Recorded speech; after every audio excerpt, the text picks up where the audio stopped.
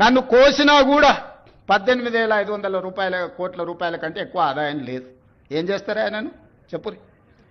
చెప్పురు ఉద్యోగ సంఘాల నాయకులను అడుగుతున్నా, ఏం చేస్తారు? నన్ను కోసుకుంటే తింటారా? వండుకొని తింటారా? ఏం చేస్తారు? లేదు, ఉన్నదే 18,500 కోట్లు. ఎట్లా వంచుదామో చెప్పండి.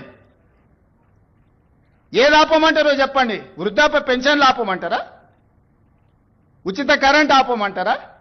షాదీ ముబారక్ ఆపమంటారా? ఏ ఆపమంటారో చెప్పండి. ఏది ఆపుతారో ప్రజలకు చెప్పండి. అయ్యా మీది ఆపేసి మేము బోనసులు తీసుకుంటాం, మేము జీతాలు పెంచుకుంటాం, మేము అన్ని మేము దినంగా మిగిలితేనే మీకు ఇస్తామని రైతు ప్రజలకు చెప్తా అంటే చెప్పండి. బహిరంగ సభ ఏర్పాటు చేద్దాం, 10 లక్షల మందిని తెస్తా. ఉద్యోగ సంఘాల నాయకులు మాట్లాడండి, మేము ఈ చిట్టి ఇచ్చిన ముఖ్యమంత్రికి దీని ప్రకారం పరిపాలన జరుగుతుంది అనేది ఇదొక మార్గం.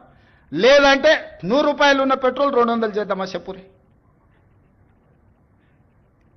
30 రూపాయలకి ఇచ్చే బియ్యాన్ని 60 రూపాయలు చేద్దామా చెప్పురి. పప్పు, ఉప్పు, చింతపండు, బెల్లం ధరలు 2 చేద్దామా చెప్పురి. ఏది పెంచుదామో చెప్పుండ్రి. ఎక్కడ ధరలు పెంచుదామో చెప్పుండ్రి. ధరలు పెంచకుండా, ఉన్న పథకాలను ఆపకుండా కొత్త కోరికలు నెరవేరవు. కొత్త కోరికలు కోరుకొని మనము నిరసనలో, ధర్నాలో, దీక్షలో, బందో చేస్తే ఉన్న వ్యవస్థ కూడా కుప్పగూలుతుంది. ఉన్నది కుప్పగూల్చుకుంటే ఇంకా మళ్ళీ తిరిగి తేరుకోవడానికి కూడా ఇంకేం లేదు. ఇంకో దివాలా రాష్ట్రంగా మనం మారుతాము.